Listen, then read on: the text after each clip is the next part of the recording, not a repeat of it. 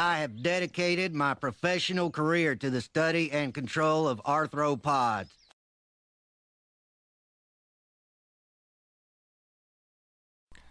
Hello, I am going to make a couple of videos here. I don't know if I'm going to make them in order or in a row or anything, or I'll get to the next one some other time. But this is about an issue that's extremely important to me and one that I have never discussed on YouTube. Not for any particular reason, it's not. I've always had other things to talk about. And that is a really big kind of part of my life is concerned with um, native issues, native rights, an interest. It's an interest of mine. I'm interested in looking at treaties that were signed, looking at follow-up, laws, court cases, support, um, both here in Alaska and nationwide. And actually, I extend. In reality, I'm interested in all First Peoples issues worldwide. Um, I find some of the struggles are inspiring, tragic, um, and anyway. And I guess this interest stems from a couple of different things. One is that I actually am Native American, a quarter Sault Mario Chippewa. Um, I don't look at least not very much, um, but that that is part of my heritage, and so because of that, I've kind of always had this interest in such things, in the the history of both tribally as well as the struggles. But also, I grew up in Western Washington, and I don't know if any of you grew up in Washington, and I don't know how things are now. But when I was growing up, Washington State was kind of, um, I don't know what the term would be. It was very sort of the general theme or general whatever in Washington was this liberal, tolerant, very West Coast. Even though we were, smaller towns and stuff like that, we were really tolerant, and it's just that was kind of this underlying thing that we were sort of raised with. That we were Washingtonians, we tolerate everybody, which really meant that we were pretty open overall. There was a pretty open, a lot of tolerance towards gay, lesbian rights and issues, black and Hispanic issues. We didn't discriminate against them, and I don't mean, obviously, when I say we, I don't mean I'm talking just sort of in general. We were I don't know how to put it. Communities have a prevailing attitude, and that sort of was the attitude that I got growing up. Was that we were racially very tolerant and sexually tolerant, but the hypocrisy came in when it came to Native Americans. They, almost universally, it seemed that everybody had an issue with natives, and it it I guess it living with it, being native, and not being obvious about that fact. I sort of had to grow up hearing it constantly around me, hearing people make comments and all the jokes and all of the things, and I got really thin-skinned about it.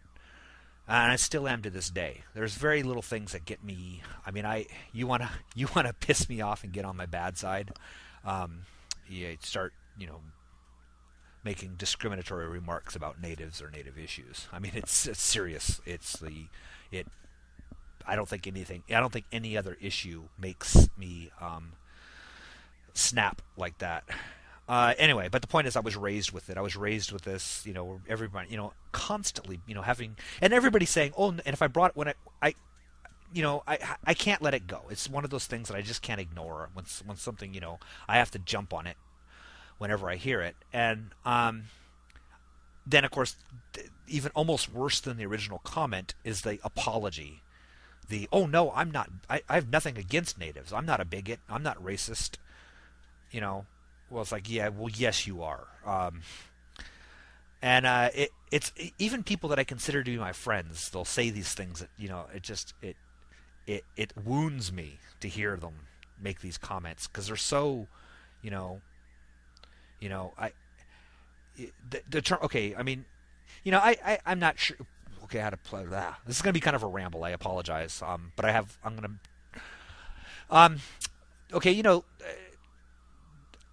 I can't tell you how many liberal, open-minded people I know that will start off a sentence with, or the goddamn Indians, that kind of thing. They say these things, and it's like, dude, you know, um, and they're like, oh, I'm sorry, no, no, I mean those ones, those guys that are taking our fish away, or these guys that are doing whatever it is that they think that the natives are doing to them, and I think that's really interesting.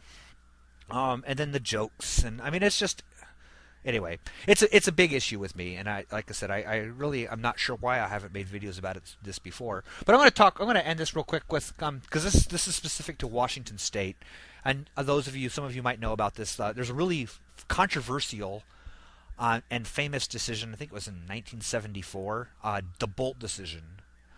Judge Bolt in Washington. I think it was Washington State, United States versus Washington, where the state of Washington was refusing to uphold a 1895 treaty with the tribes of Washington State, where the treaty was that in agreement for giving up all claims to Washington land, giving it to the government, and agreeing to live on reservations, which are still the reservations today, that the tribes would be allowed to leave the reservations and fish and hunt. And at the time, this is one of those things. This is where kind of the source of a lot of this anti-native sentiment and the hypocrisy of the U.S. government comes into play, because of course at the time, the decision was looked on as a foolish decision, if that makes sense. It was kind of looked on like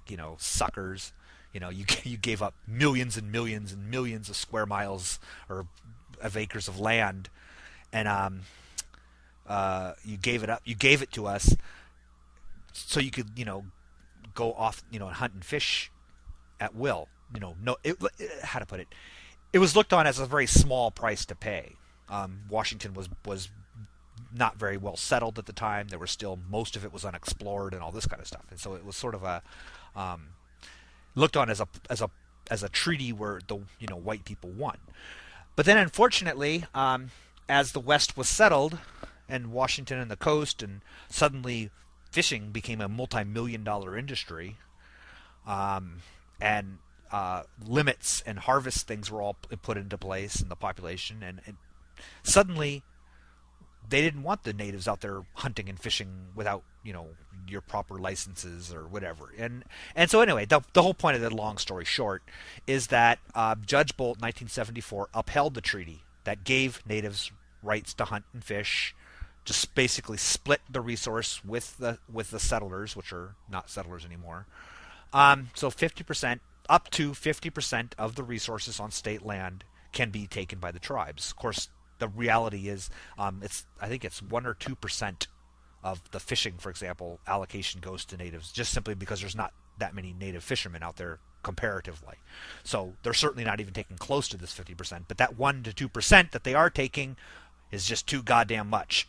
That's what they say. That's what the people say. So I grew up with this really and almost everybody that you'll talk to from Washington, especially people older than me, generation before me, you get them started on Bolt decision. I mean, they look at Bolt like he's a traitor, a race traitor or something like that, and that these Indians are just abusing this right, and they're just raping the land and killing all the game and killing all the fish. And it's, the reality is the numbers don't support any of that. If you want to look at what happened to the salmon, you might want to look at damming rivers, pollution, the destruction of salmon streams. One survey found, I think it was 1,000 salmon streams in 1930, and less than I think it was less than 200 or something of those remained in the 1980s. I mean, so 50 years, 80% of these salmon streams were destroyed, and yet, but nope, couldn't be that's killing the salmon off. It has to be the Indians.